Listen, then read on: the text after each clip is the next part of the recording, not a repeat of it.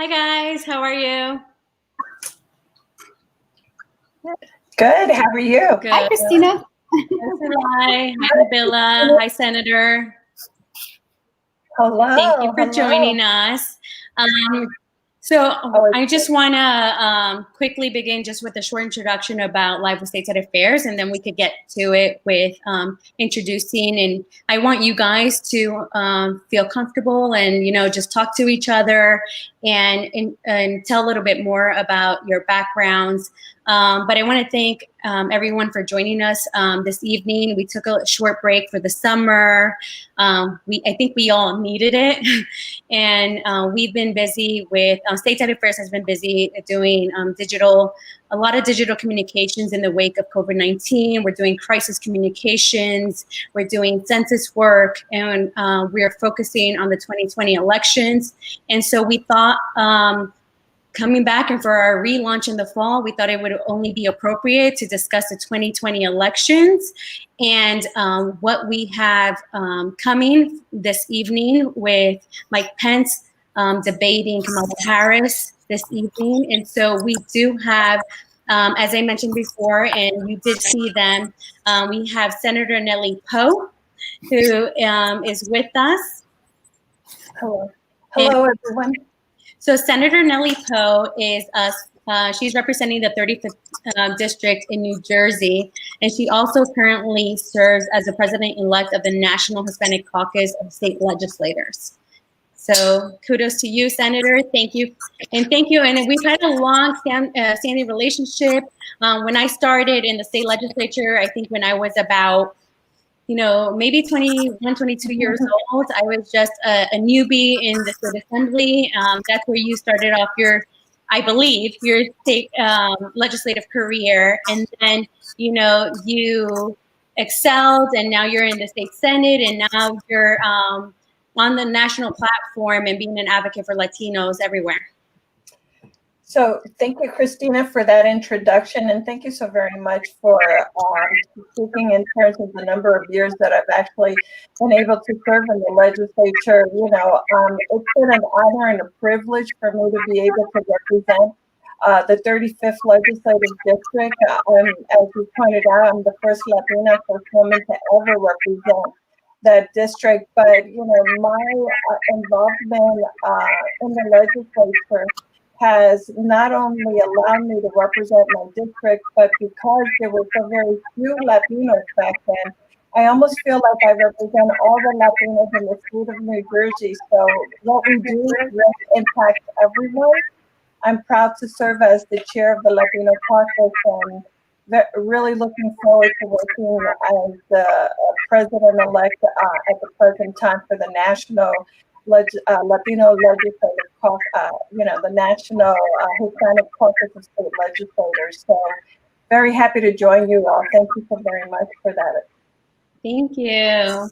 And so next who I would like to introduce is Sulai Henao. She's an actress and producer based in California. Sulai, I'm actually really I'm excited about like her background and how the unconventional route that she took to stardom, where she actually joined the United States Army after graduating high school, and she's co-starred in a number of films, including Fighting, Hostel Part 3, The Singles Mom Club, and in 2014 she began starring in one of the lead characters in the Oprah Winfrey Network series, Is Loving You Is Wrong, produced and directed by Tyler Perry. And by the way, Sulai is Colombian, just like me, and this was and she is a New Jersey native. I am. And I have to say, and I just want to give kudos to also Laura Gaviria, who is our digital media manager. She's our producer for this show. And so I also want to thank Laura for helping, facilitate and make the connection as well for you to be on here. Thank you so much. Thank you guys so much. I'm so honored to be here with all of you. I love when women get together because I feel like we're so powerful and we're so intuitive, and that's really where our power comes from, is our intuition, and just how when we commit to doing something, there's really nothing that stands in the way. So unlike the Senator and Nabila, I am not a politician. And I think it's important that I voice that because that's kind of what I come here to talk about, is just advocating really for our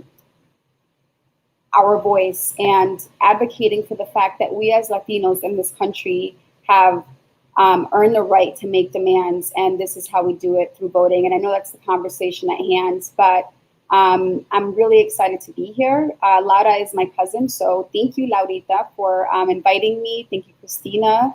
And I'm excited to learn and also to lend my voice in any way possible. So thank you guys for having me.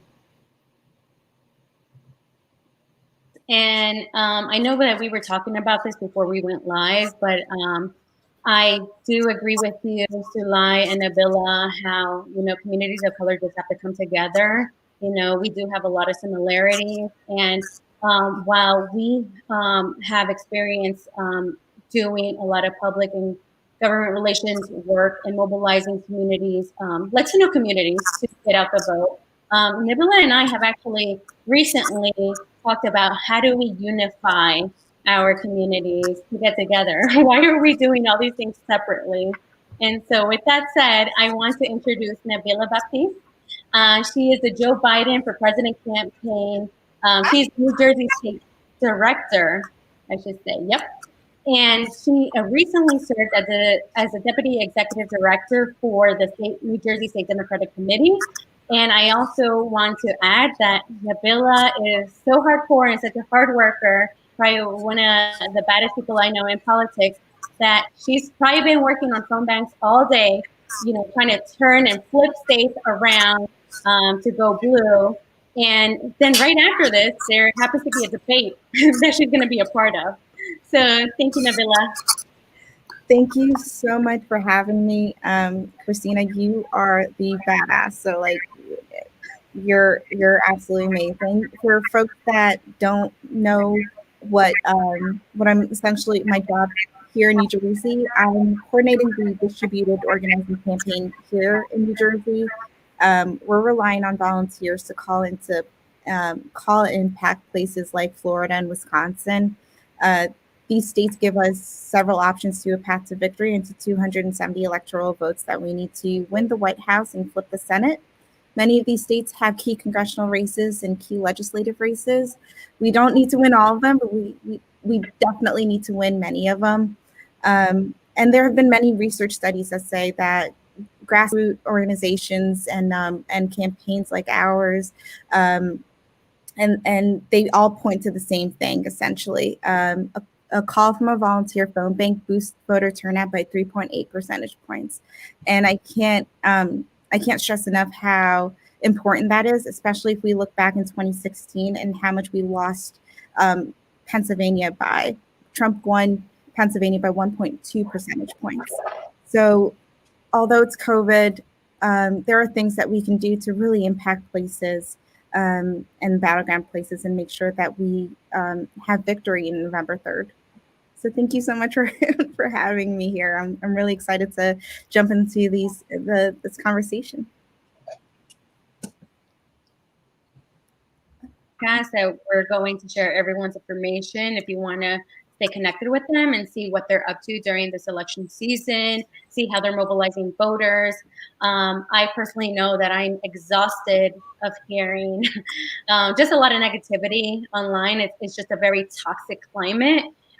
We have everything from the stimulus package that has just recently been halted to immigration for our communities that impact us, to now Supreme Court nominee. But most importantly, COVID-19 is at the center of everything. And I just want to take a second to share our condolences with those families that have lost their loved ones. It's more than 200,000 families, and that's a reality. That's not fake news. And so I just wanted to make sure that we acknowledge them and that we say, like, we are mobilizing communities because we just want everybody to be at peace. I mean, personally, I can't speak for anyone else. We want a more normal world. But with that said, we did have a presidential debate just a week ago. I have my personal views, but I want to hear your views, and I want to hear your predictions for tonight. So, Senator Kelly Poe, what would you recommend to whomever your candidate is, which I know who it is, to clear?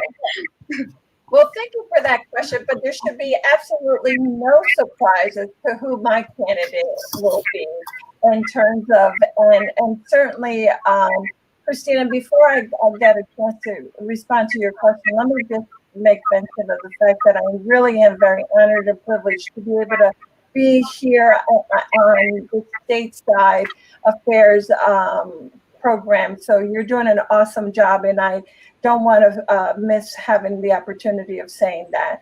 That being said, let me answer your question. Tonight is going to be an important night. It's going to be exciting. I know that we're going to have an opportunity to really demonstrate and show what Kamala Harris, who is the candidate for Vice President of the United States. I just love even just saying that in itself. Earlier, we talked about the importance of women, to be able to showcase someone who is not only well prepared and dynamic, but she is someone who is clearly able to hold her own.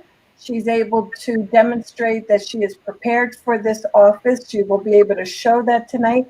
I think it doesn't come with, and it shouldn't be of any surprise to anyone, that she will be able to, as I said, really begin today's discussion that will really be a continuation, not a kickoff, because this campaign has been ongoing and it's certainly getting to the point that it needs to be. So, but she will continue to explain and be able to demonstrate why this election is so important to us.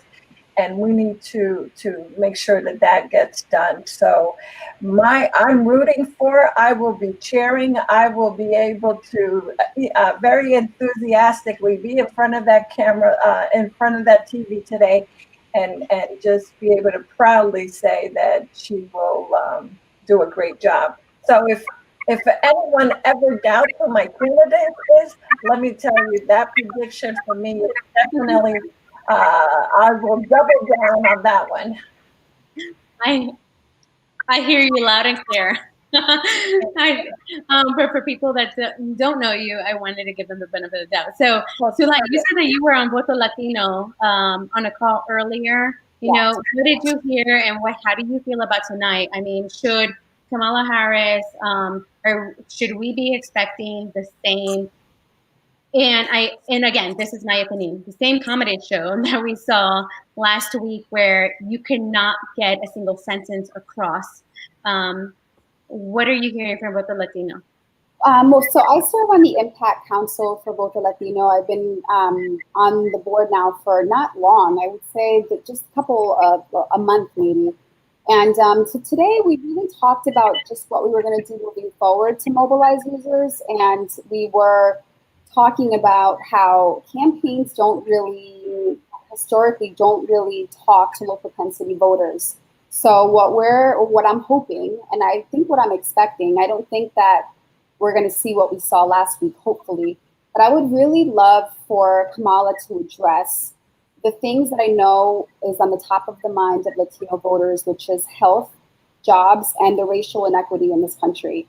Having said that, another part that I feel would be very strong for her is to really press Vice President Pence on his actions serving on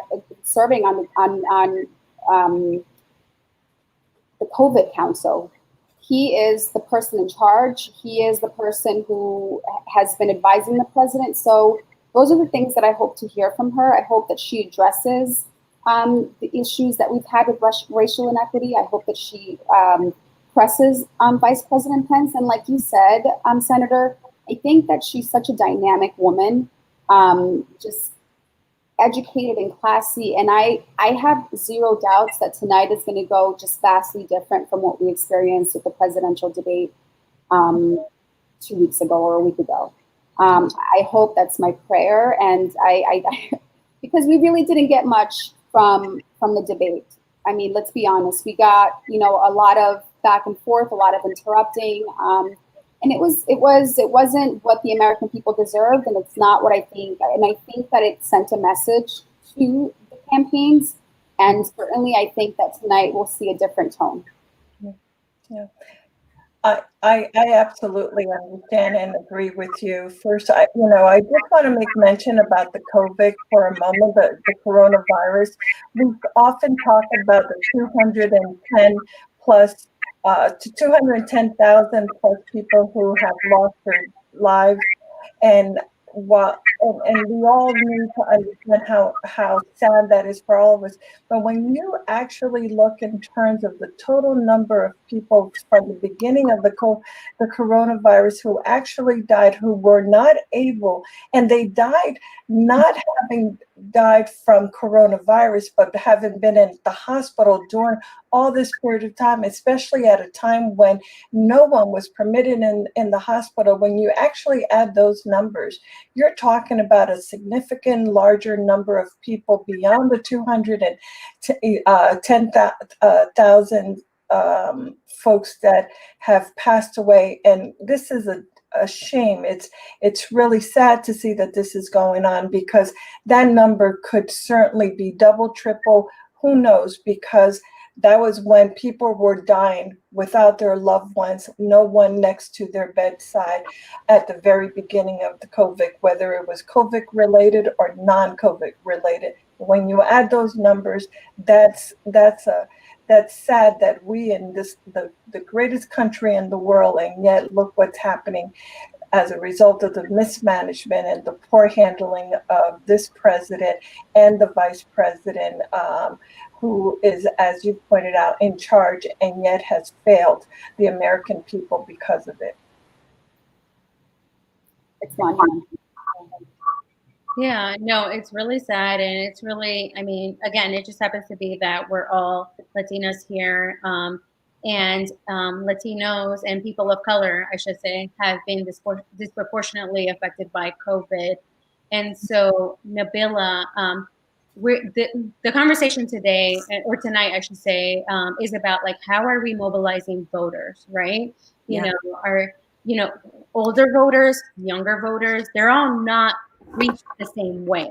Yeah. We are more digitally advanced in our career. I know that we have been doing, again, a lot of digital communications, a lot of text, massive text messaging, and some mailers. But how have you gotten creative in order to get out the vote? We only have 27 days left. So what are you doing? That's a really good question. And running a whole campaign in a pandemic, there isn't really anything in the history books that we can kind of go and reference on. But we're really trying to mobilize folks to start phone banking. That is the best effective way to contact people in these battleground states. Some of the kind of quirky things that we've been doing, just because it gets really lonely for folks, volunteers especially, to just sit on their kitchen tables and make calls all day, which I love them for, but it gets lonely. So we've been doing virtual phone banks. For instance, the LGBTQ caucus will be doing a drag queen phone bank. We are doing a movie night friend bank, which I told Christina about the other night, where we'll be texting our friends and making sure that they have a vote plan while watching our favorite 90s Halloween movies. And also by getting surrogates. I think it's important to get some elected officials to jump onto phone banks and really speak to these volunteers, especially when we don't have field offices, and they can really get energized from hearing from somebody that understands their issues, and also to hold them accountable and things, and answer things for them that they don't necessarily know.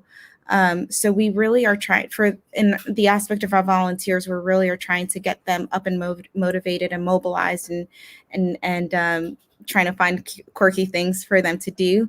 For folks in the battleground states that we're focusing on, it's really through these calls, they're so targeted to the specific state that the script changes based on the state and what we're doing. So we're not doing persuasion calls and calling into Republican households. We just say thank you, hang up, and move on, because we don't want to waste resources on that.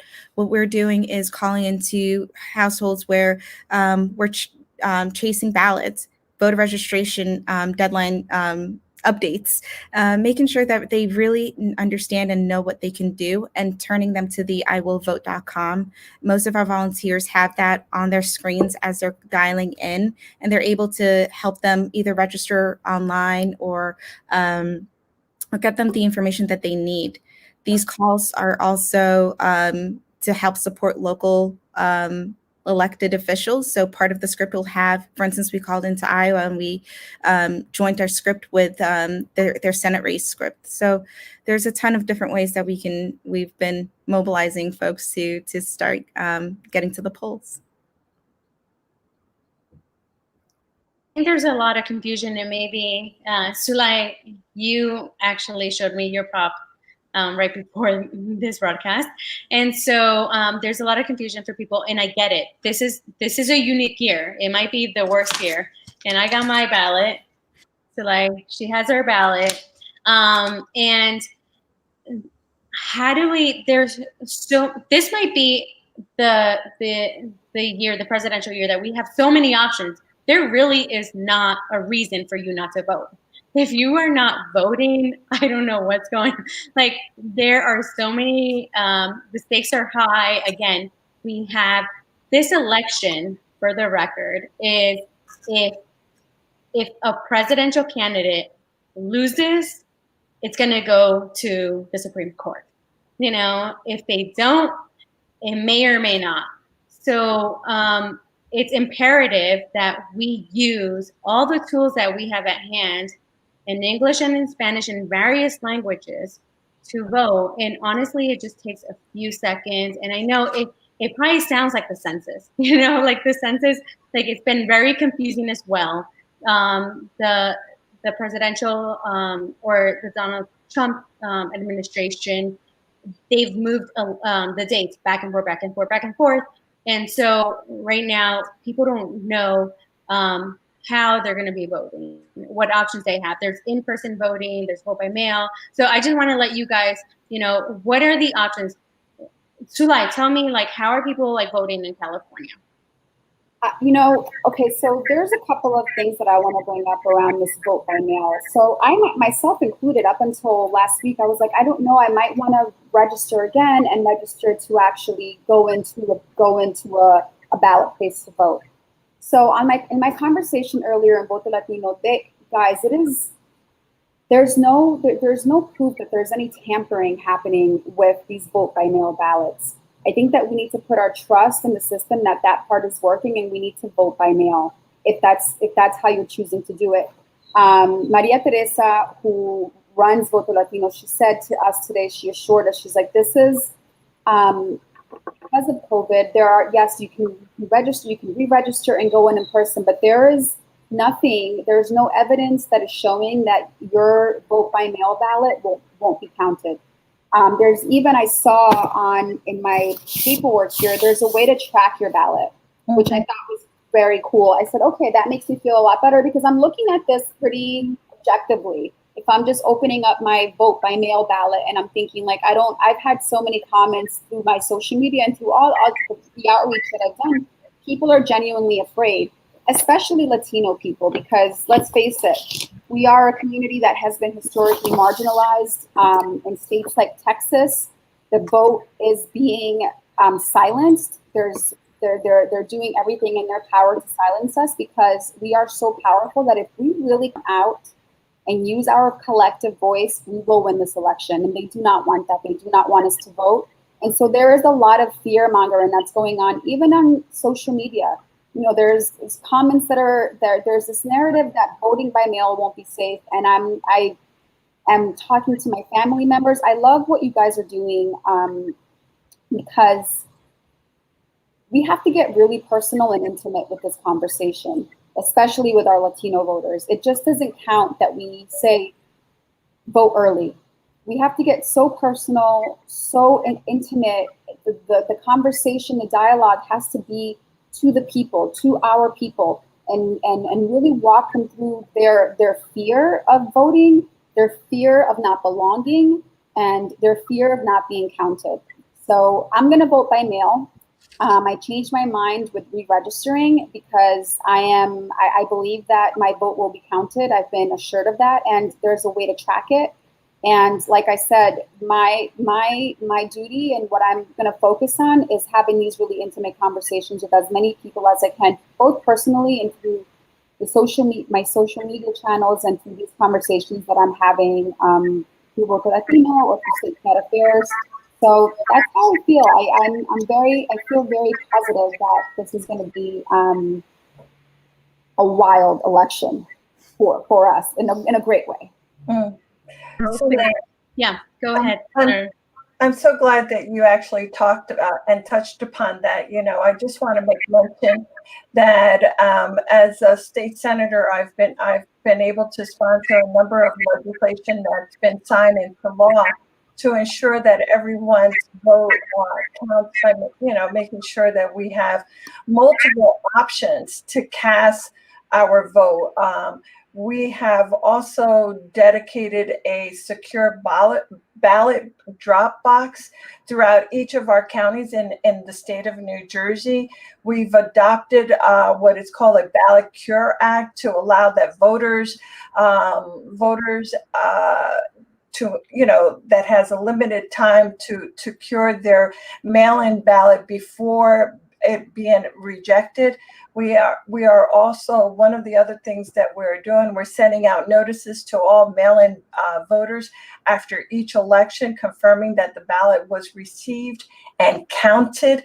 And and you will also be able to know and tell whether or not it's been rejected and the reason for that. So we will continue to work on one of the other bills that I'm working on, which did not make it before this election, but we will be working very closely on making sure that we have early voting bill for implementation in future election, because it's so vitally important.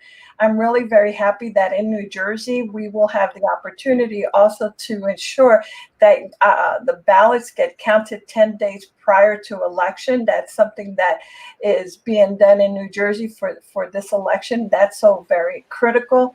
One of the things that we need to make sure is to talk about how can, and I think you brought that up, how can voters track their ballots in the general election?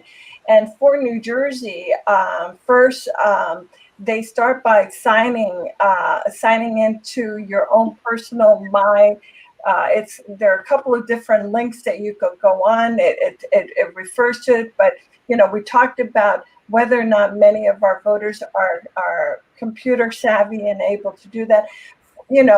This has to be done in that format in today's world. That's the way of the future. But there are various different systems in New Jersey that we can do that. We have what is called the My Voter Record account on the New Jersey Department of Division of Election website, so they should go on that.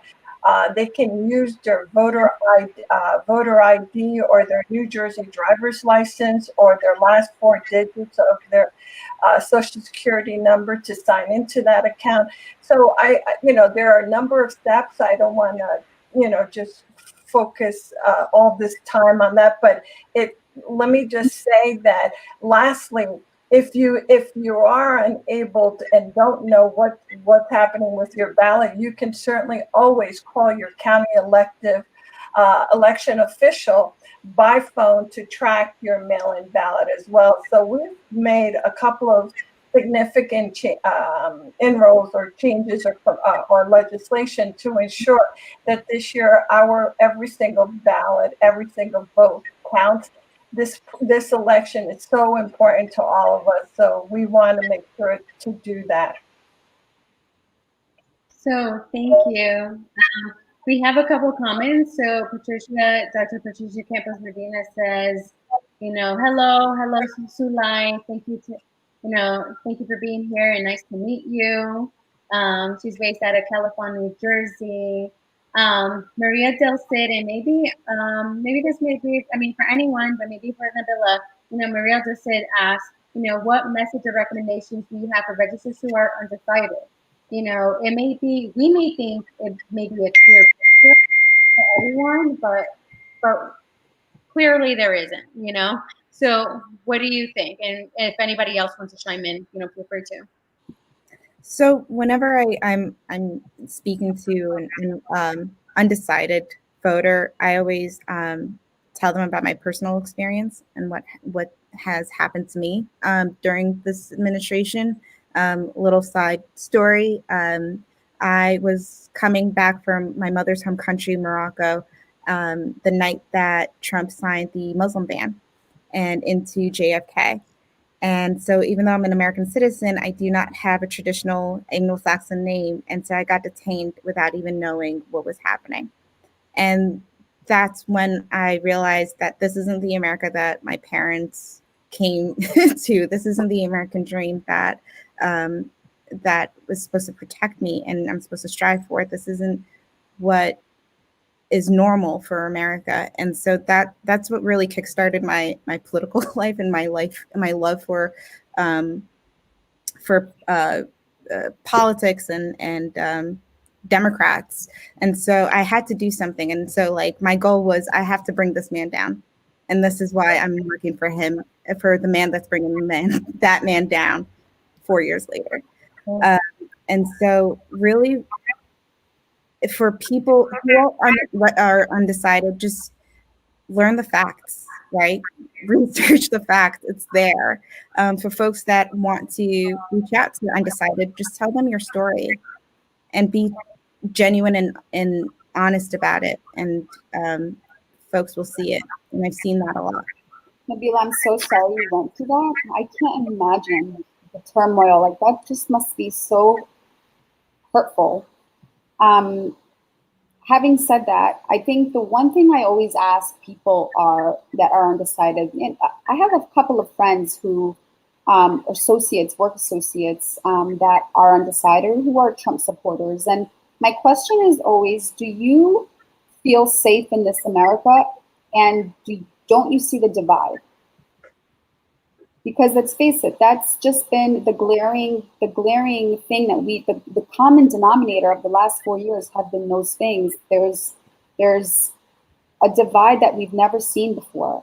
It's like there's been an unearthing of all these things that are just ugly and hurtful. And if you can't see that, then you're not trying to see it. And that I can't hear you. What are some of the responses that you've received to that? I'm just curious. You've asked like your friends on the other aisle, you know, why do you support this organization? And you're just out of curiosity. I think want to know. You know, so what has been the response? The economy.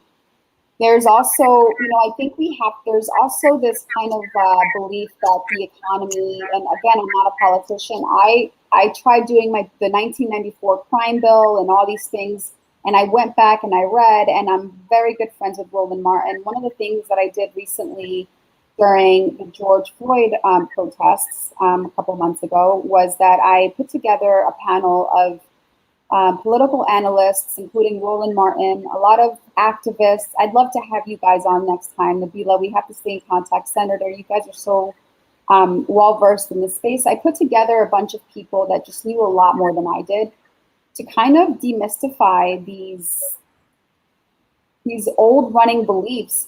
Here's the thing, people are allowed to evolve. Even presidents, even vice presidents, they're allowed to evolve. Our president isn't evolving. Oh. He's been consistent with the damaging rhetoric for the last 4 years. He's been consistent with the divisive nature of who he is, and we can no longer ignore that. Mm-hmm. So that's what I ask people. I say, you know, well, and then when they bring up the economy, I'm that's kind of where I would refer to the people that, for example, I had that panel with, and then you guys, because it seems to me that there's that conversation to be had, but I don't see how it balances out when you have a president that's not being the commander in chief for everyone. It's not the United States of America. We're divided, and it's painful, and it's painful to watch. And like I said, Latinos, we have earned the right to voice our demands. You're still muted. Thanks. I agree with you, and I think that as you look at younger generations, you know, they tend to be more open-minded, and I think a lot of us are just tired with citizenship and to work together.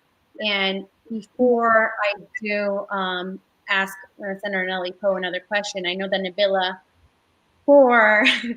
it's okay that you have to leave for this reason.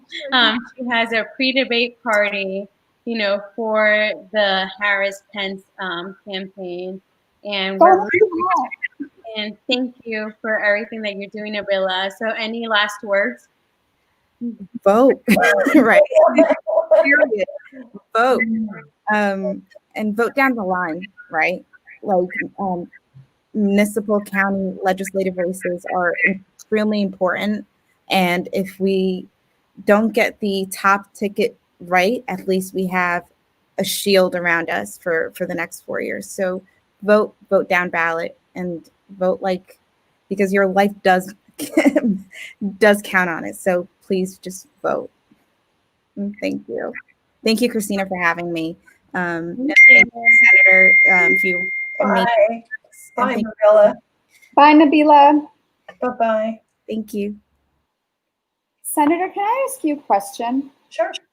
How important is the census for our Latino community going forward with these elections? Yeah, no, I am so glad you brought that up. In fact, the census is extremely critical to all of us. And one of the things that I think that we don't really talk about enough, and I've been trying to do this constantly in terms of making sure that we send out information continuously, not just one, but regularly. Let me just say that for us, the census, we should absolutely seize the opportunity to make ourselves count in every corner of our state and throughout the country. Making us count as will certainly show the true strength of our community, and it will also open doors and so many more opportunities. One of the things that we should recognize is, what does the census really provide? The census really is, it's just that. It's a way for us to be able to count the number of people that we have in that particular district or that particular state, county, or municipality. It also dictates the number of representatives that you have in each of those particular localities. It identifies and determines the amount of funding services and important vital services that the federal government has control over in terms of funding. For example, how our schools get funded will determine the number of people that live in our state, in our county, in our district. How we're able to receive funding on a national level for federal roads and transportation and what have you is relying upon and dependent upon the number of people that are counted. The amount of funds that we get for certain healthcares and hospitals, all of that depend on the number of people that we have that are counted in that area. But the real message, and thank you for the question, the real message is that what I want to say is that to everyone listening, and especially the Latinos, especially whether, in this particular case, everyone needs to be counted, and most especially the children in each household. Many times we count ourselves, but we realize and forget that our children need to also be counted regardless of how young they are. It's so vitally important. I also want to point out that these are confidential. No one is going to be able to require or should be afraid of filling out this form. It's confidential. It only takes 10 minutes to fill out. There's only 10 questions in that questionnaire, and it is protected. It is not shared with anyone it's definitely not shared with the federal government in terms of ICE for anyone who fear that because they're undocumented that they can't fill it out. But the census is critical to our state, our municipality, our county, state, and this country overall. But thanks for asking that question. You answered that so beautifully, and I'm glad. Thank you, Senator, for answering that. I'm glad that you addressed the fear factor that a lot of Latinos have. As you know, the Latino experience here, the immigrant experience in the United States is hard. Mm-hmm. And I think that's another thing that I would love to touch on before we jump into anything else. I feel that there's like a systemic mindset conditioning that happens. Mm-hmm. And for example, those 35% of naturalized citizens that are able to vote oftentimes don't see themselves at the table, don't see themselves worthy of to use their voice in a national election. Mm-hmm. How do we address those people? How do we reach them? Those people are our parents, our tias, our tios, who, haven't been empowered, are told every day through this president's rhetoric that they're not deserving, that they don't belong, and furthermore, and they're also, like I mentioned earlier, in states like Texas, where there's clear, blatant voter suppression happening. How do we combat that? And how do we combat that mindset that's happening within our community that's going to hinder us if we don't kind of overcome it? Right. Other than just maintaining ongoing, constant communication, making them aware and informing them. It's about educating them. It's about informing them. It's about embracing them. It's about letting them understand that they're not alone in this situation. It's really just about making sure that we not only do it for ourselves, but do it for our neighbor and our family members. For example, one of the things that I did right away as soon as we got our census form was to fill it out and make sure. But then I made sure that, and I know that they're very conscientious and what have you, but made sure that other members in my family and people that are close to my circles were a circle was able to make sure that they did it as well. So for my son, my daughter, everyone, every single person I can think of at that moment, and thereafter, as the chair of the New Jersey Legislative Caucus, one of the things that we are constantly doing here in New Jersey, every single one of our members are constantly sending out all types of Facebook notice. We're using social media continuously, whether it's Twitter, whether it's our Facebook, any other kind of media outlet. We're doing opinion pages. We're doing we are constantly talking and doing these types of videos, or just commenting and talking about the importance of that. So it's about making them understand that it's safe. They have nothing to worry about, and that this is something that they have to do. They have to do that if they really care about themselves and the future of their family. I think that this is a good example. This year, it has been by far one of the most horrendous years, I think, in my personal history, where we've seen thousands of people lose their life, get sick over a disease, a global pandemic. And none of us saw this happening.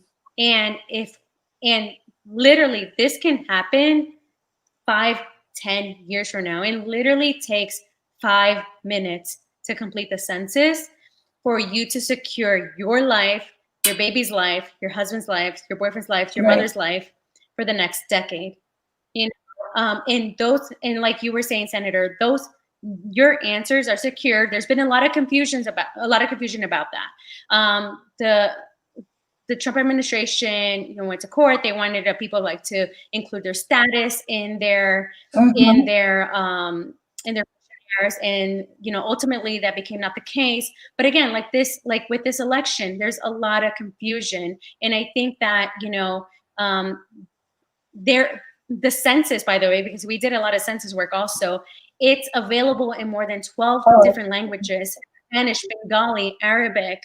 And we are fortunate enough as a society right now to participate in this process, because it's never been easy to vote or to participate in the census. Right.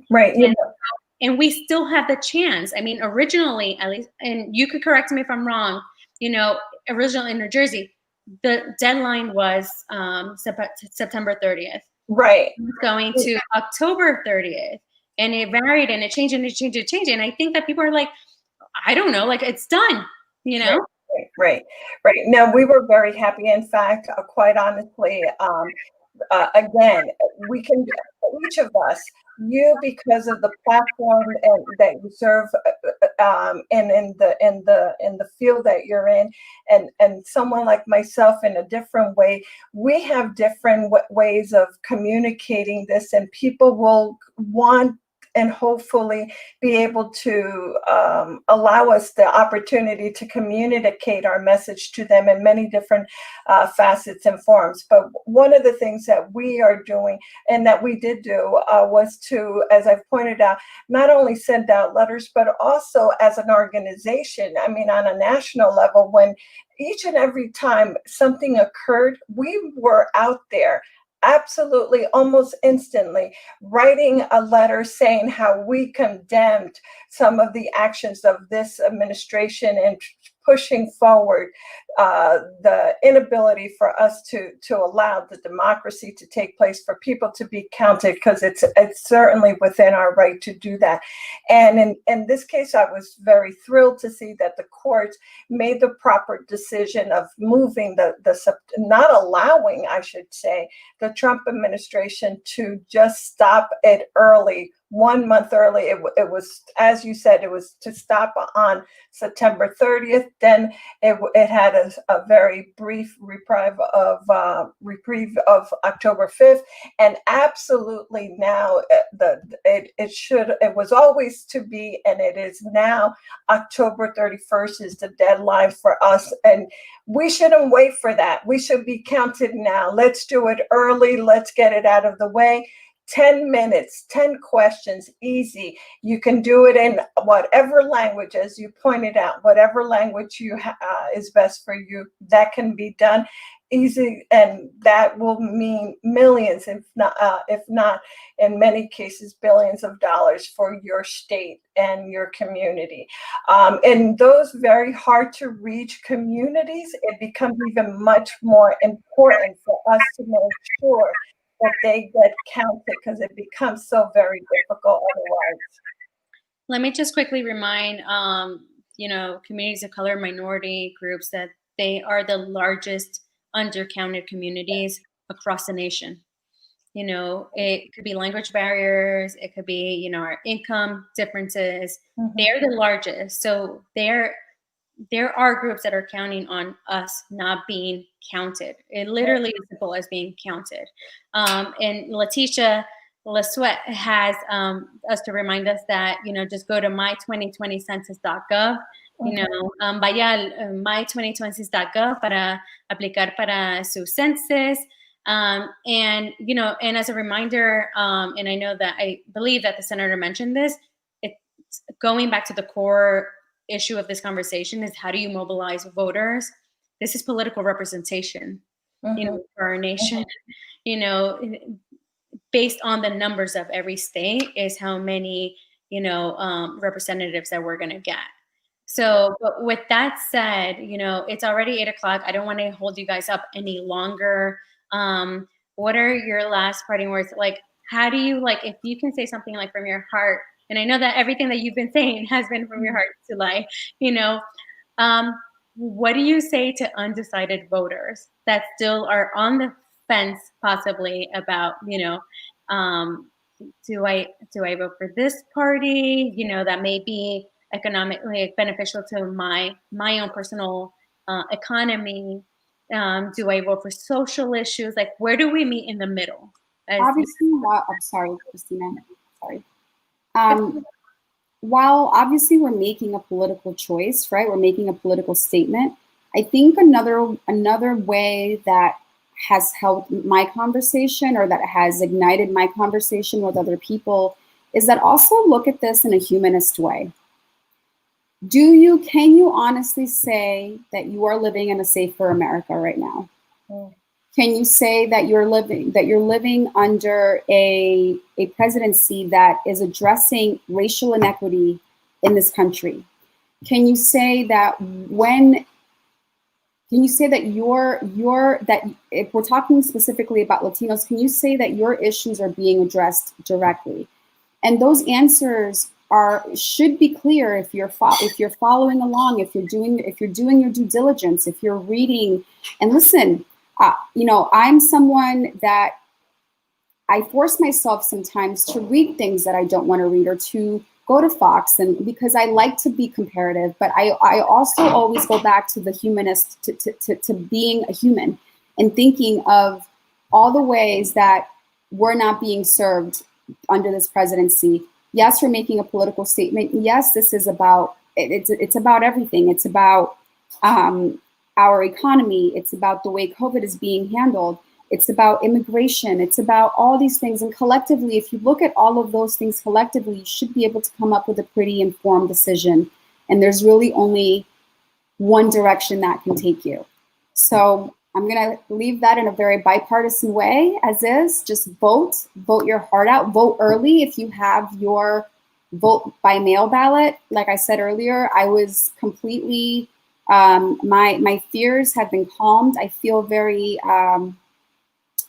confident that my vote by mail ballot will be counted. I'm going to track it. There are mechanisms in place for you to track your ballot, and do it early. Do it early, because the earlier you do it, it needs to be done early so that it can count on the day that it needs to count. Obviously, you can count up to 17 days later, right, Senator? So I think it depends on various states, but yes, it certainly has the ability to be counted for that period of time. Yes, so that's it, guys. Just vote. And thank you so much, Senator. I'm so excited to have met you. I'm honored to meet you and to have this conversation with you. I learned so much from you, Christina. I am so proud of you and Laura and what you guys are doing over there. And I'm happy to come back. Like I said earlier, for me, it's about having intimate dialogue conversations. I think Senator Nelly Poo also touched on that a little bit, is to have intimate dialogue with our friends, and those things, you'd be surprised at how they kind of spark a fire and spread. You know, if I may, Christina and Laura and all, let me just say that I think I want to also take an opportunity to use the period that we're in, the month that we're in, you know, celebrating el mes de la gerencia hispana, but also to put that in a way that brings us back to some of our civic obligation. Sule, you were sharing some beautiful comments just now about that, and ditto for and everything that you said. But as we continue to think about ourselves as, you know, a large population, a growing population, and throughout the country, I think it's important for us to understand that, you know, the Latino population has gone from being a sector that lived in the shadows, to being a vibrant force at all levels of society, from working in the front lines to contributing to a number of different ways, whether it's on a tax base, whether it's elective office. But if we think and if we understand and realize that Latinos are expected to be, for the very first time in this election, va a ser el voto de impacto, right? Eso va a ser la diferencia. And I think that we need to understand, Zule, you were saying how, you know, one of the largest racial and ethnic minority, and that disparity that's going on, right? That what's happening in this country with this president who we have in the White House. It's time for us to really make a difference. But when you talk in terms of the largest racial and ethnic minority group voting in this U.S. election, presidential election, that's really going to make the huge difference in this election. When you look in terms of the number of Latinos, even though there are like close to 60 million Latinos in the country, in terms of voting, we have 32 million Latinos that are eligible to vote, and that accounts like for 13% of the total vote, and growing. So we just need to make sure that we go out there, that we show that we are people that understand the importance of our civic responsibility, that we're going to vote, that we will be counted, that in more ways than one, and that our voice will be heard. And that way we will have someone in the White House that will certainly understand the importance of that. And we can also be able to communicate and make them accountable for the actions as well. So, you know, we say, let's go forward. Adelante con tu voto, tu voz. Es muy importante. Es muy importante. Bien dicho. Gracias. I like that. I mean, we are bilingual here. We are a bilingual, you know, a company, and so we pride ourselves in that. And again, going back to like our previous conversation before our live broadcast, we ultimately we want our communities to come together. There's so similarities. Like, why are we working separately? There are differences. I mean, we are dealing with a lot of immigration issues. You know, I feel for our brothers and sisters that are from Mexico, you know, and from Central America, you know. And but with all that said, you know, I thank you guys. We covered a lot of information. We can go on all night, but there is a pretty important event going on this evening, Yes. which is the vice presidential debate. And so I thank each of you for joining us and for sharing your insight. Sulai, you know, your perspective as a former, as a veteran, as an actress, and, you know, being based in California, you do offer a different perspective to the conversation and your advocacy with Voto Latino and other organizations. And Senator Poe, you, with your experience working on DACA, driver's licenses, you know, for immigrants in New Jersey, and now your national platform that I know for a fact that you will use to amplify the voice of Latinos across the United States of America. And as a Colombian immigrant, I'm very proud of the two of you for what you accomplished in your lifetime so far. Because I know that All of us so far. We've got lots more to do, ladies. I know.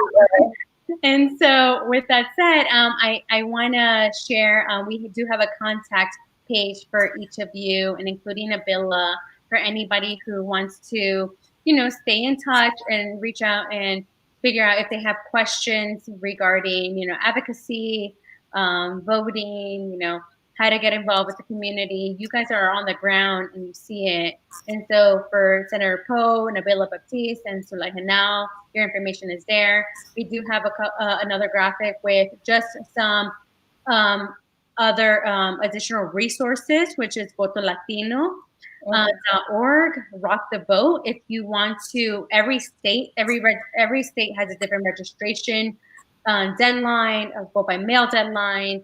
And so go to rock the vote, vote.org, League of Women Voters, that's lwv.org.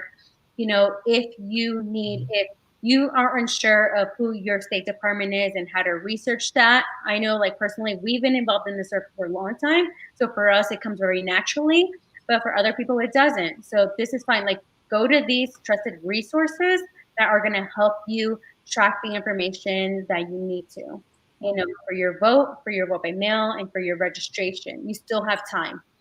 So, and by the way, again, so this is from Nabila, and I thank her for this. So she had to jump off again. They are having a New Jersey for Biden debate pre-program happening right now. So if you want to hop off, you can hop off, and we'll share the link on our page. And they're going to be doing a pre-debate discussion, and, you know, just mobilizing people and getting them excited to, you know, what's at stake and what are we going to hear tonight, you know. And then hopefully, you know, if you guys want to, we could do this again post debate. I love it. This is the only debate party for the vice presidential election. So this is a big deal. You know, again, the presidential election, we were not able to get a lot of words out of each candidate because they were, and mostly talking over one another. And so it's important that we listen to what the vice presidential candidates have to say, and then we see what next week is going to look like, and then we can have a conversation as to what the next presidential elections are going to look like. And maybe this format is not the right format, but that's for another discussion. Thank you, guys. Thank you so much. Bye, Christina. Bye. Love you.